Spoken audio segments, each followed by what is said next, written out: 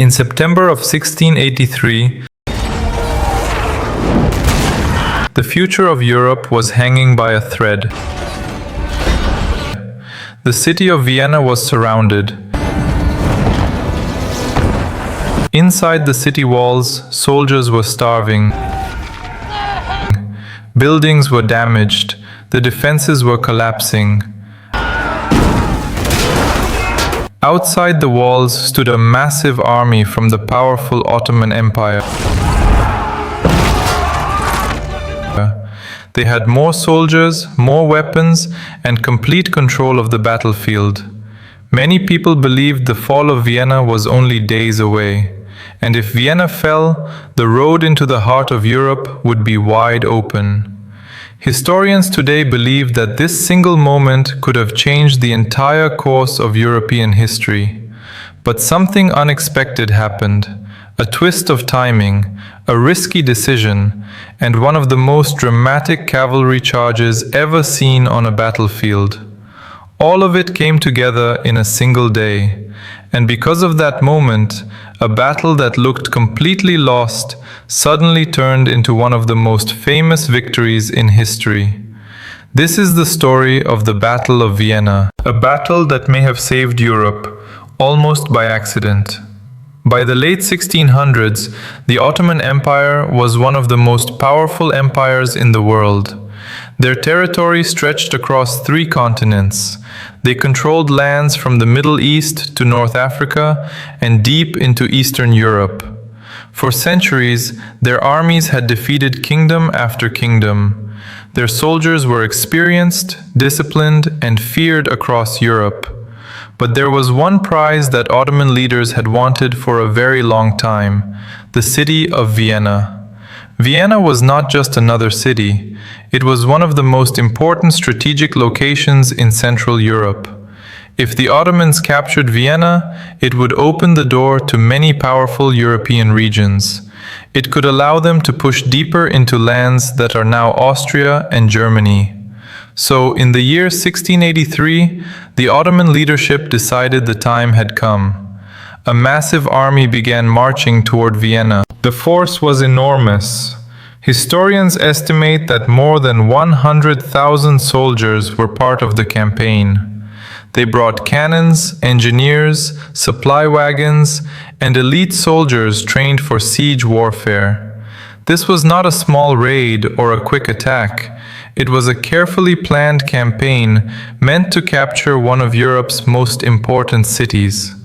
By July of 1683, the Ottoman army arrived outside Vienna.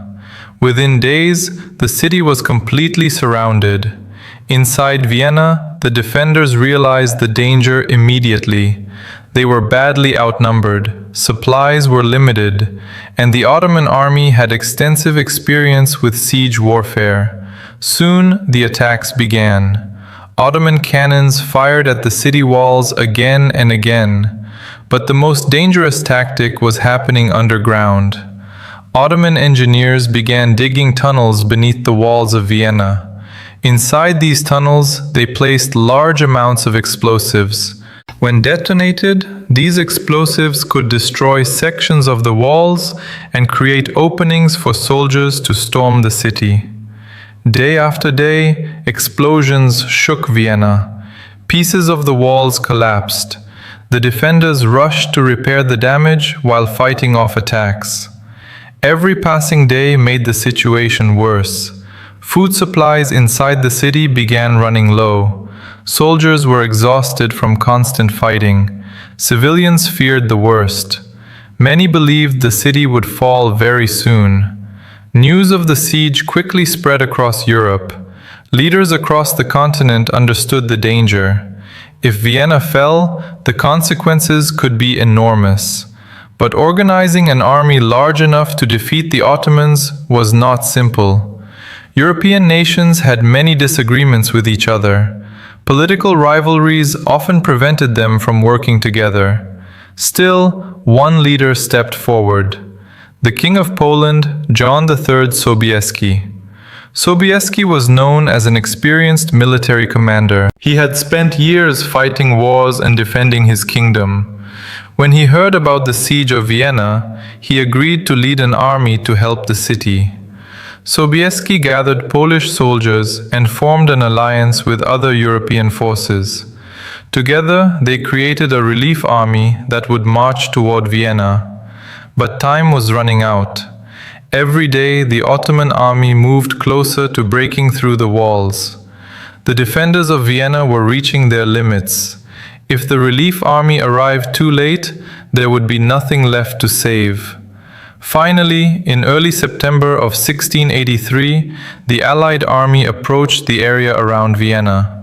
But the Ottoman commanders believed they were only days away from victory. The city walls were badly damaged. Their soldiers were preparing for the final attack. They did not expect a large enemy army to arrive so quickly. Then, on the morning of September 12th, something unexpected appeared on the hills surrounding Vienna. Thousands of soldiers, banners waving in the wind. It was the relief army led by John III Sobieski. The battle for Vienna had begun. Fighting spread across the hills and fields outside the city. European forces pushed against the Ottoman positions throughout the day. The battle was intense and chaotic. Both sides fought with determination. But as the hours passed, Sobieski prepared something that would change the entire battle. High on the hills above the battlefield stood thousands of Polish cavalry. These soldiers were known as the Winged Hussars. They were famous across Europe for their speed, skill, and courage. Their armor shined in the sunlight. Large feathered wings were attached to their backs. When they rode into battle, the sound of their charge created a terrifying roar. Sobieski decided to launch a massive cavalry attack. Thousands of horses lined up along the hill. Then the signal was given. The cavalry began moving, first slowly, then faster and faster. Soon, thousands of horses were charging down the hillside toward the Ottoman army. The ground shook as the cavalry rushed forward. It became one of the largest cavalry charges ever recorded in history. The impact was devastating. The Ottoman lines began to break. Soldiers struggled to hold their positions as wave after wave of cavalry crashed into them. Panic spread through the battlefield. Within hours, the massive Ottoman army began retreating. The siege of Vienna was over. The city had been saved. The victory at the Battle of Vienna shocked the world. An army that seemed unstoppable had suddenly been defeated. The battle became a turning point in European history. After this defeat, the expansion of the Ottoman Empire into Central Europe slowed dramatically. Over time, European powers began pushing the Ottomans back.